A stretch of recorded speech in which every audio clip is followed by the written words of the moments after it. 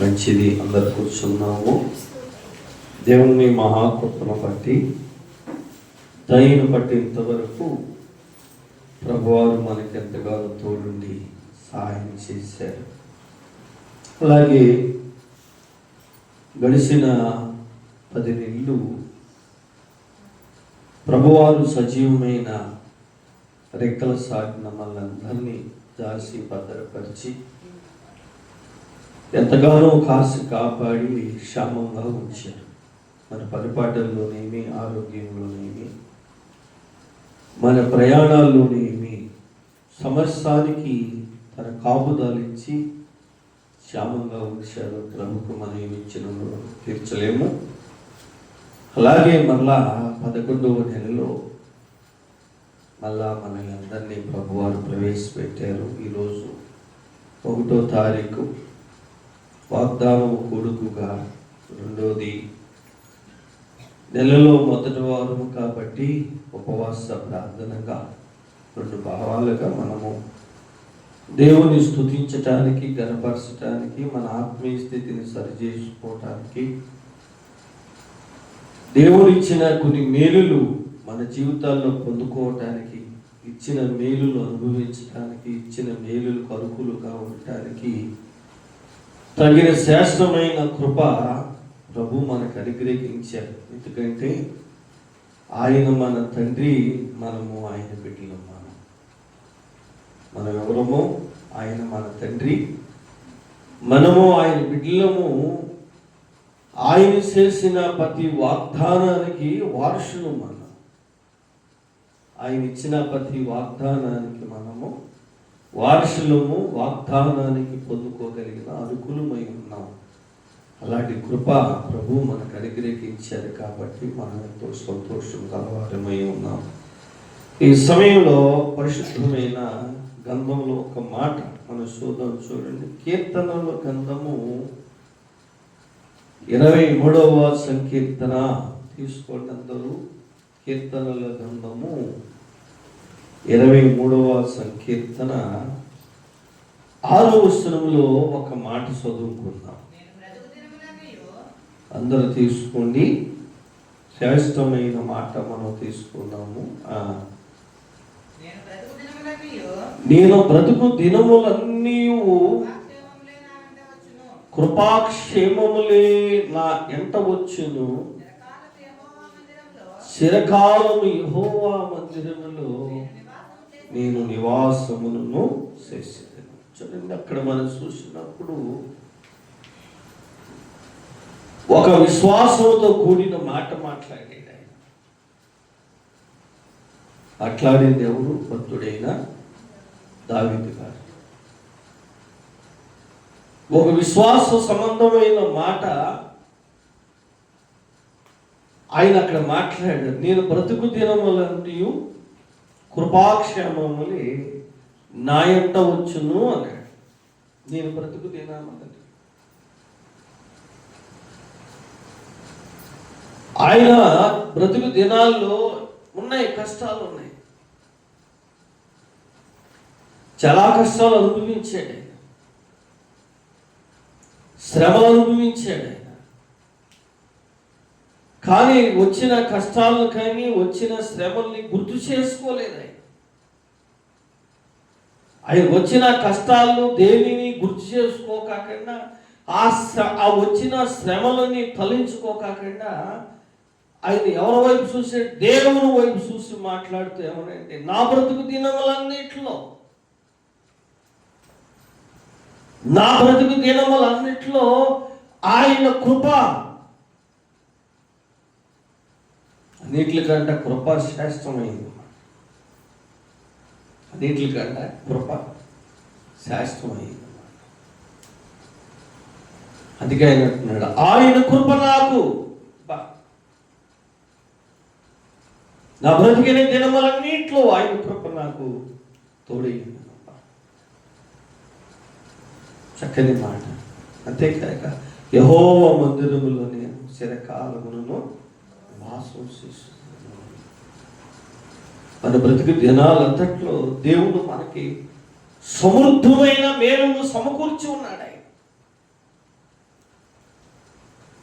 సమృద్ధమైన కృపతో మనల్ని నింపి సమృద్ధమైన మేలులతో నింపి సమృద్ధమైన ఆశీర్వదనాలతో నింపి సమృద్ధమైన ఆశీర్వదనాలకి కానీ సమృద్ధమైన మేలులకు కానీ సమృద్ధమైన కృప కానీ ఆయన మన పట్ల దాచి ఉంచుచున్న కొన్ని మేలులకి మనల్ని వారసులుగా చేశాడు. ఆయన అరుకులుగా చేశాడు. మనల్ని ఎన్నడూ ఆయన విడిచిపెట్టే దేవుడు మాత్రము కాదు. మనం ఏం చేయాలంటే దేవుడు కృప కొరకు మనము కనిపెట్టేవారుగా ఉండాలి. దేవుడు కృపకు కనిపెట్టేవారుగా ఉండాలి. దేవుని కృప మీద మన మనసు, మన ఆత్మీయ స్థితి, మన గురి దేవుని కృప మీదే మనము దాని మీద గురించుకునే వారమై మనం ఉండాలి. దేవుడు అన్యాయస్తుడైన వాడు మాత్రము కాదయ్య, అన్యాయస్తుడు కాదు. మనల్ని దిక్కులేని వారుగా చేసేవాడు కాదయ్య, శ్రమలకు అప్పగించేవాడు కాదయ్య, శోధనలకు అప్పగించేవాడు కాదయ్య, బంధకాలలో మనల్ని విడిచిపెట్టేవాడు కాదైన. బంధకాల మధ్యన మన ఆత్మీయ స్థితి, మన జీవితాలు నలిగి నలిగి నలిగి అది పాడైపోయినట్లుగా చేసేవాడు కాదు ఆయన. ఆయన కృప ఒక రోజు మనకి తోడుగా చేస్తారు. కాబట్టి దాని కొరకు మనం ఏం చేయాలంటే ఎదురు చూసేవారుగా విశ్వాసంతో మనము ముందుకి కొనసాగేవారుగా మనము ఉండాలి. చూడండి, ఆదికాండము 39వ అధ్యాయము, ఆదికాండము 39వ అధ్యాయము 39వ అధ్యాయము 23వ వచనంలో ఒక మంచి మాట చూడండి. యెహోవా అతనికి తోడై ఉండును గనుక ఆ చెరసాల అధిపతి అతని చేతికి అప్పగింపబడిన దేనిని గూర్చి విచారణము చేయక ఉండిను. అతను చేయనిది యావత్తును యెహోవా సఫలమవునట్లు చేసును. దేవునికి స్తోత్రము. చూడండి, అక్కడ మనం చూసినప్పుడు చాలా గొప్ప ఆశీర్వాదం.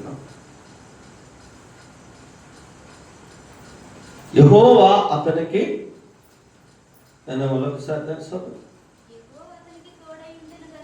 యెహోవా అతనికి తోడై ఉండును కనుక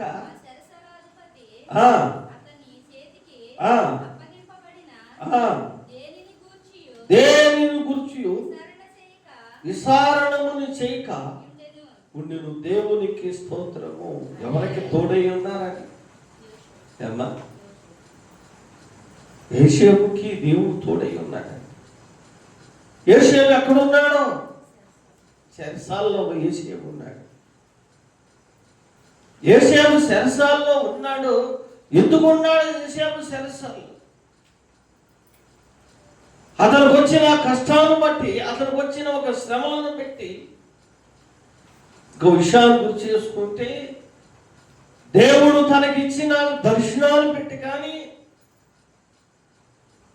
దేవుడు తనకిచ్చిన మంచి మంచి దర్శనాల విషయంలో కానీ, యేసేపు అన్ని విషయంలో దేవుడి దగ్గర నమ్మకస్తుడుగా ఉన్నాడు. కష్టాలు వచ్చినాయని తొలగిపోలేదు, శ్రమలు వచ్చినాయని తొలగిపోలేదు. యేసేపు తన ఆత్మీయ స్థితిలో దేవుని వైపు బలంగా చూసి దేవుణ్ణి బలంగా పట్టుకున్నాడు. చెరసాలలో వేసిన చెరసాల అధిపతుల్ని కానీ, చెరసాల్లో అక్కడున్న సమస్యని దేవుడు అంట యేసేపు చేతికే అప్పగించినట్ట. కానీ నా స్థితి ఇలాగ అయ్యి ఉందని ఆలోచన చేయలేదు. ఎవరి నా బ్రతికేలాగైపోయిందని ఆలోచన చేయలేదు. ఎవరి నా ఉద్దేశాల్లాగానే నా పరిస్థితి ఏంటి, సమస్యానికి నేను దూరమై ఉన్నాను, సమస్యానికి నేను దూరమైపోయి ఉన్నాను అని చెప్పి ఆయన ఎన్నడూ కూడా ఒక మాట అయినను దేవునిని సిందించలేదు. అయితే నేను నమ్ముకున్నానయ్యా, నాకు ఇన్ని బాధలు వచ్చినాయి, అయితే నేను అనుసరించున్నానయ్యా, నాకు ఇన్ని బాధలు వచ్చినాయి అయ్యా, నేను ఇంత యథార్థంగా ఉన్నాను కాదయ్యా, నాకు ఇన్ని బాధలు వచ్చినాయి, నేనంత నీతిగా నేను జీవిస్తున్నాను కాదయ్యా, నాకెందుకు ఇన్ని బాధలు వచ్చినాయి దేవుణ్ణి కూడా ఎన్నడూ కూడా ఒక ప్రశ్న కూడా వేయలేదు. ఎక్కడికి వెళ్ళినా ఆశీర్వాదమే, పొద్దుపరీలో ఉన్న ఆశీర్వాదమే, సరసాల్లోకి వచ్చిన ఆశీర్వాదమే. ఎందుకు అంటే ఆ మనుషుడికి ఎవరు తోడున్నారంట? దేవుడు అతనికి తోడై ఉన్నాడు. దేవుడు మనకు తోడై ఉంటే ఏ శ్రమలు ఆగవు. దేవుడు మనకు తోడై ఉంటే ఏ శత్రువు కూడా నిలవలేడు. దేవుడికి మనకు తోడై ఉంటే ఏ ఆపదలు మన ముందు నిలవలేవు. దేవుడు మనకు తోడై ఉంటే సంవత్సరానికి దేవుడు మనల్ని వాటి మీద అధికారులుగా చేయగలవాడు. చేయగలిగిన సమర్థుడు ప్రభువు అన్నమాట. అందుకే మొదట మనం చదువుకున్న కీర్తనలో ఆ భావములు భక్తుడైన దావీదు మాట్లాడిన ఆ మాట మనం చేసుకున్న మొదట్లో, నీ బ్రతుకు దినములంతటిలో కృపాక్షేమాలే నా ఎంట వస్తాయి. నా బ్రతుకు కాలంలో ఆయన ఏ ధైర్యం చూసి మాట్లాడగలిగాడు? దేవుడు నాకు తోడై ఉన్నాడు కాబట్టి నాకు భయం లేదన్న ఒక విశ్వాసంతో ఉన్నాడు కాబట్టి అందుకే మాట ధైర్యంగా చెప్పగలిగాడు.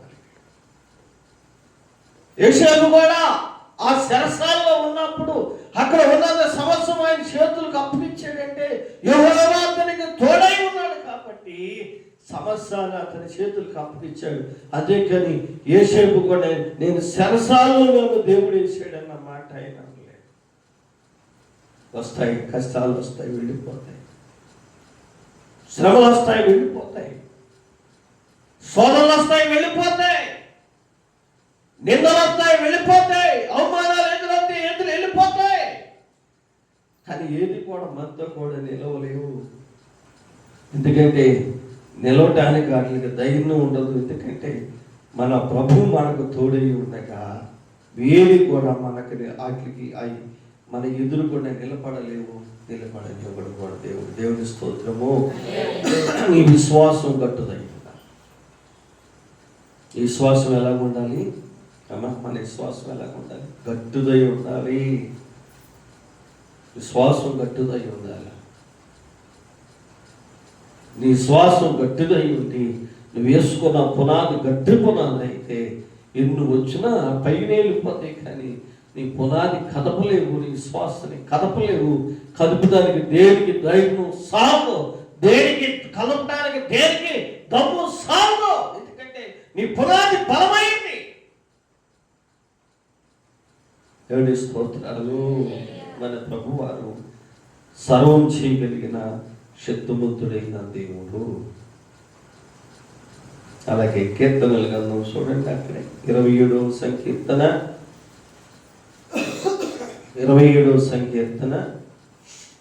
14వ వచనం ఒకసారి చూద్దాం.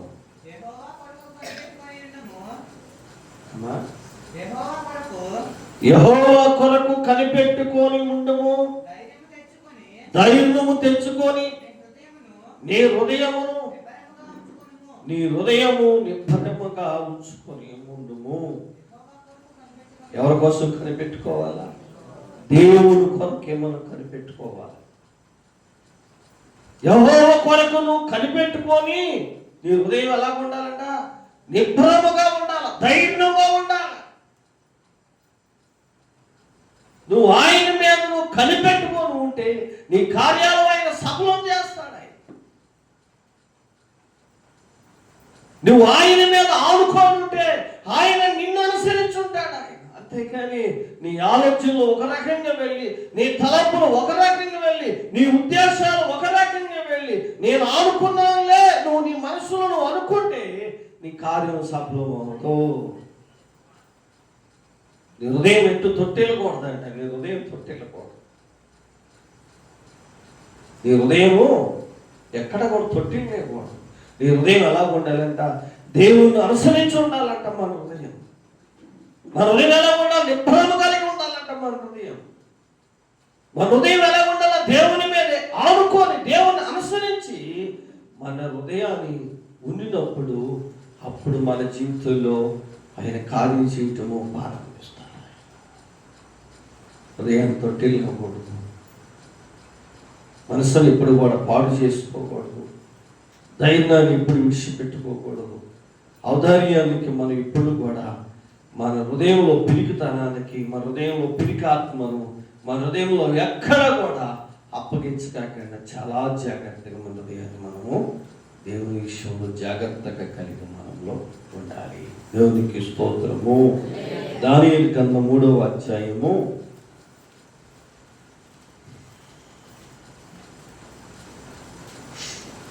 3వ అధ్యాయం 24వ వచనాన్ని ఒకసారి చూద్దాము.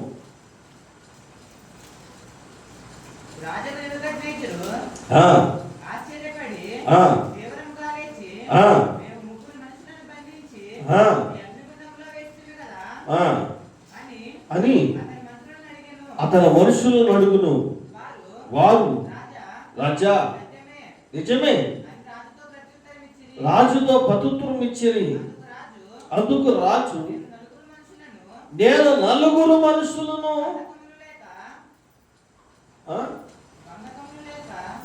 నేను 4 మనుషులను నేను అగ్నిలో సంచరించటము చూచుచున్నానని వారికి హాని ఏమీ కలగలేదని 4వ వాని రూపము దేవదూత రూపము పోలి ఉన్నదని అతనికి వారికి ప్రత్యుత్తరము ఇచ్చెను. దేవునికి స్తోత్రము. హల్లెలూయా. ఎవరు ఈ 3? అమ్మా, చంద్రికు, మేజికు, అబ్దుకు. మంచి విశ్వాసం కలవారు. బబులోను దేశంలో దానియేలుతో కూడా 4 మంచి విశ్వాసం కలవారు,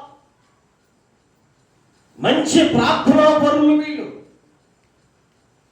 బాల్యకాలంలో నుండి వారి ఆత్మీయ స్థితిని చాలా జాగ్రత్తగా కాపాడుకున్నవారు, అన్ని విషయంలో దేవుని దగ్గర నమ్మకస్తులుగా జీవించిన వారు, అన్ని విషయంలో దేవుని దగ్గర యథార్థంగా బ్రతికిన వారు. వారికి ఒక రోజున శ్రమ వచ్చింది, కష్టం వచ్చింది. అని అనుకుంటాము, నీతిమంతులకు కష్టాలు వస్తాయా అనుకుంటాము. కాబట్టి నీతిమంతులకు కష్టాలు ఎందుకు వస్తాయండి? ప్రార్థన చేసే వరకు కష్టాలు ఎందుకు వస్తాయండి అనుకుంటూ ఉంటాం. నిజంగా ప్రార్థన చేసిన వాళ్ళకి కష్టాలు రావాలి. ఒక విషయం చెప్తున్నా, మనకి శత్రువు ఉన్నప్పుడే మనకి విశ్వాసం పెరిగిద్దండి. మన కష్టం వచ్చినప్పుడే మనకు ప్రార్థన పెరగాలి. సాతాను మనకు శత్రువు అయినప్పుడు మనము దేవుని దగ్గర ఇంకా దగ్గరవుతూ ఉంటాం. అంటే ప్రార్థనలో సలారిపోకూడదు, మనం ప్రార్థనలో రగలాలి. మనం శ్రమలు వచ్చినాయి అనుకోండి, శ్రమల్లో మన విశ్వాసము ఇంకా బలపడాలి. శ్రమల్లో మన విశ్వాసం బలపడాలి, శ్రమల్లో మన ప్రార్థనలో బలపడాలి, శ్రమల్లో మనం ధైర్యం తెచ్చుకునే వారు మనం ఉండాలి. కానీ పిరుగువారుగా మనము మాత్రము ఉండకూడదు. పిరుగువారుగా ఉన్నామనుకోండి, ఓడిపోతాం అనే విషయంలో. ఏమున్నాడు తర్వాత సమస్యలు కోల్పోయినా అతను ఏమన్నాడు? ఒకే మాట్లాడాడు, యెహోవా ఇచ్చును యెహోవా తీసుకును, యెహోవా నామమునకు మహిమ కలుగును గాక అన్నాడప్ప. ఎంత యథార్థమైన మాట్లాడాడు. అసలు వెనకలేదు. అసలు ఆయనకు వచ్చిన కష్టంలో ఎక్కడా ఒక వించు కూడా వెనకల. కుటుంబం పోయినా, ఐశ్వర్యం పోయినా, దేహం పాడైపోయినా, అప్పుడు సమస్య పోయినా, అంత సమస్య పోయినా కానీ ఏమికి ఈ మాటలు తెలిసినా కానీ యెహోవా ఇచ్చును యెహోవా తీసుకును అన్నాడు. కానీ ఆయన నామానికి మహిమ కలుగును అన్నాడు. కానీ ఒక్క మాట, దేవుడు నాకు అన్యాయం చేశాడన్న మాటల్లో ఒక్క మాట అయినా ఆయన నోటమాట రాలేదు. మనం అయితే ఉండగలుగుతామా? ఏమా ఉండగలుగుతాం? బిడ్డలు పోయారంటే ఉండగలుగుతామా? ఆస్తి పోయిందంటే అనగలకాకుంటామా? దేవుణ్ణి దూషించుగా కలకాకుంటామా?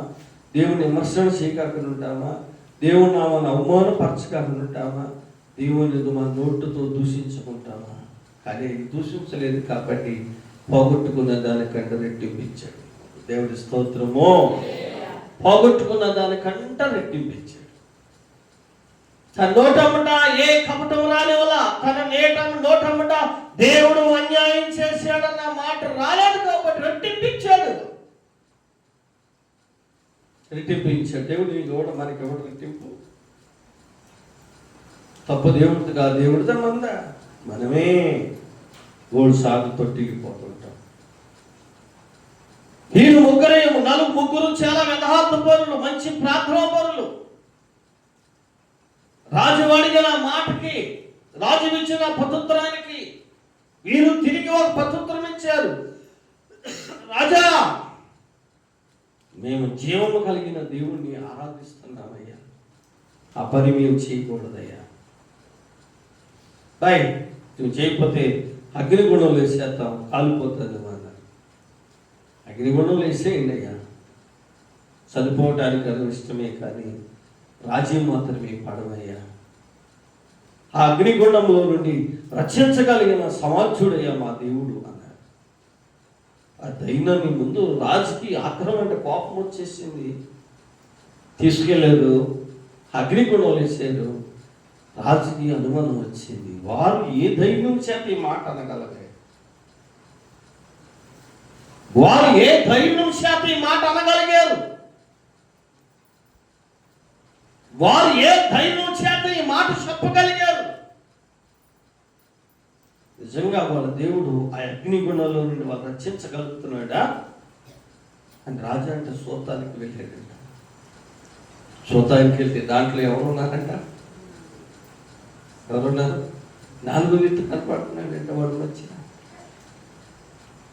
4వ వ్యక్తి కాపాడగానే రాజుగడ్డ ఆశ్చర్యం అనిపించిందంట. ఏంట్రా రాయ్, మనం ఎంతమంది వేసామో దాంట్లోనే అడిగారు. అయ్యా, మనం 3 వేసామండి. 3 వేసారా? వేసిన వాళ్ళు 3 అయితే, కానీ దాంట్లో ఉన్న 4 ఉన్నారే.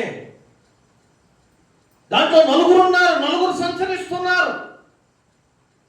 కానీ 3 అయితే నాకు తేటగా కనబడుతున్నారు. నేను వారు 3ని గుర్తుపట్టగలిగాను. కానీ 4వ వాడు ఎవరు అనుకుంటున్నాం?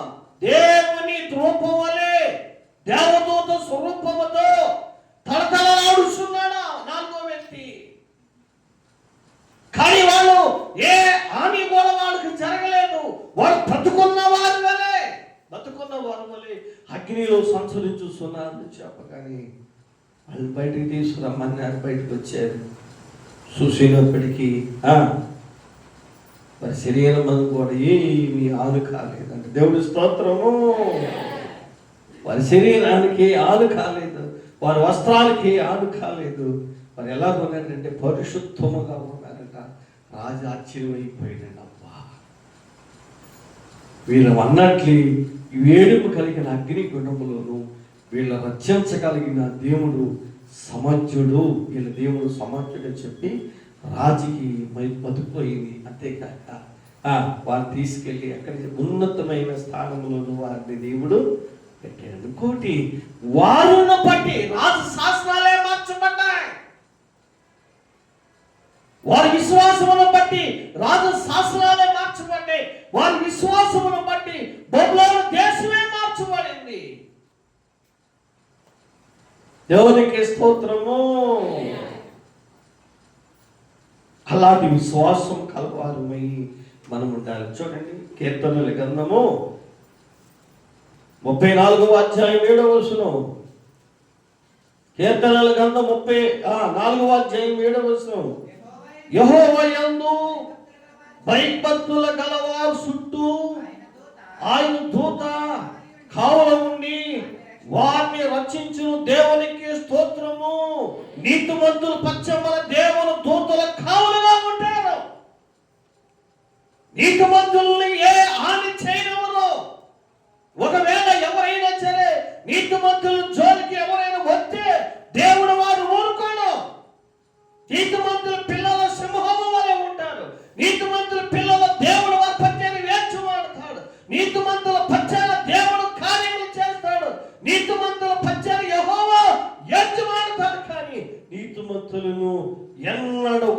విడిచిపెట్టేవాడు మాత్రము కాదంట. నీతిమంతులు పచ్చని ఎవరుంటారటమ్మా?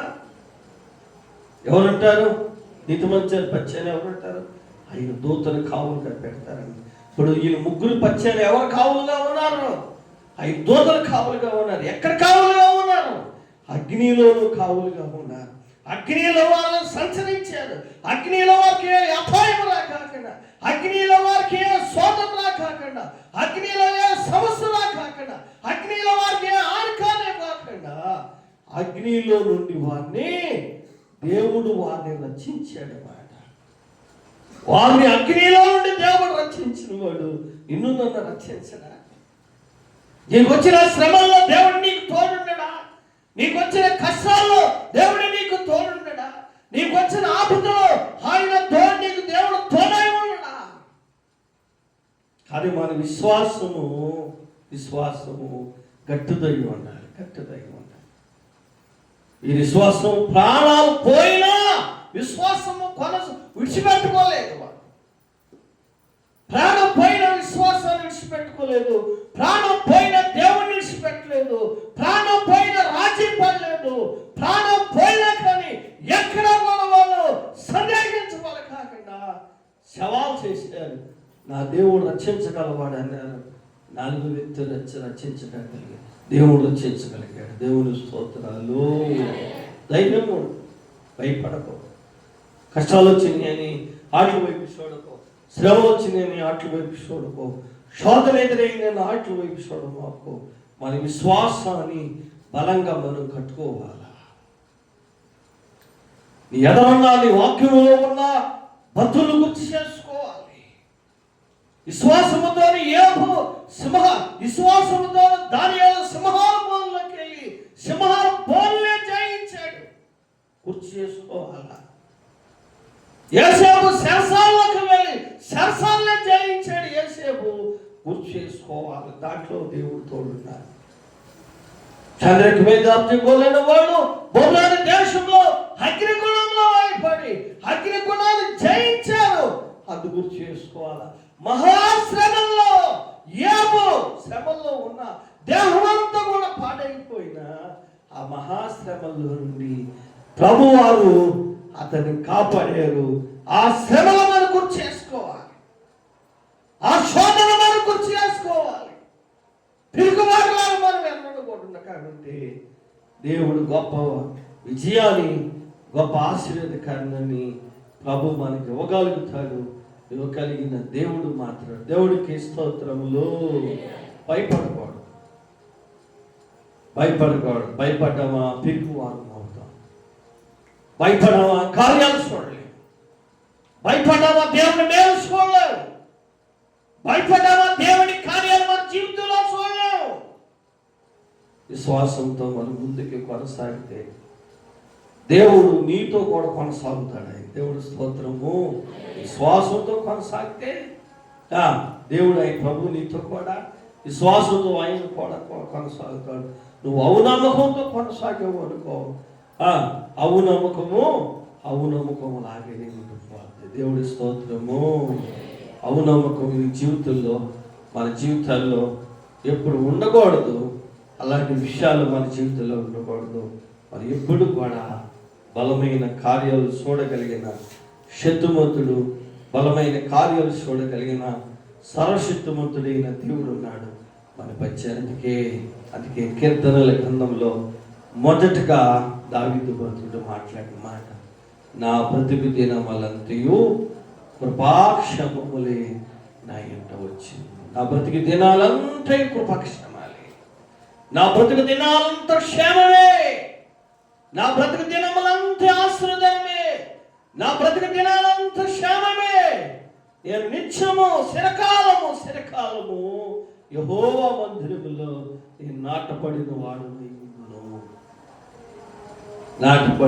ఉండను. నువ్వు నిలబడితే ఆయన నాటేస్తాడు. ఆయన నువ్వు మందిరంలో నిలబడితే ఆయన నువ్వు నాటపడితే ఆయన వృద్ధి చేస్తాడు. వృద్ధి చేయటమే కాదు, అభివృద్ధిలోకి నీవు వెళ్ళగలుగుతావు. గొప్ప దీవెన ఆశీర్వదనాలు ప్రభు మనకు అనుగ్రహిస్తాడు. విషయాన్ని గుర్తు చేసుకొని ప్రతి విషయంలో చక్కగా ప్రార్థించండి. ఏ అవసరం వచ్చినా ప్రభువుని అడగండి. ఏ అవసరం వచ్చినా దేవుణ్ణి అడగండి. ఏ అవసరం వచ్చినా ప్రభువుని స్తుతించండి. ఏ విషయంలో లేదు సరే భయపడకండి. నీ భారము దేవునికి అప్పగించు. నీ అవసరాలు దేవునికి అప్పగించు. నీకు కావలసి వచ్చిన ప్రతి విషయంలో దేవునికి అప్పగించి నువ్వు ప్రార్థన చేస్తే తప్పనిసరిగా మేలు చేస్తాడు. ఆశీర్వదించి పెడతాం, దీవించి పెడతాం. అందరూ మోకరించండి, ప్రార్థన చేసుకున్నాం. అనుకూలతమైన సమయంలో కూర్చున్నాం. ఈ రాత్రి నా తండ్రి మీ జీవితంలో కార్యం చేయబోతున్నాడు. మీ జీవితంలో మేలు చేయకపోతున్నాడు. నీ అవసరాలు తీర్చిపోతున్నాడు. నీ ప్రార్థనలు పెద్ద ఫలాలు అయిపోతున్నాడు. ఈ రాత్రి నమ్మి విశ్వాసంతో హృదయపూర్వముగా నువ్వు ప్రార్థన చేసిన ఎడలా, హృదయపూర్వముగా నా తండ్రిని నువ్వు అడిగిన వెడల, హృదయపూర్వముగా నా తండ్రిని విశ్వాసంతో నువ్వు ప్రార్థన చేసి నువ్వు అడిగిన ఎడల తప్పనిసరిగా నీకు మేలు చేస్తాడు.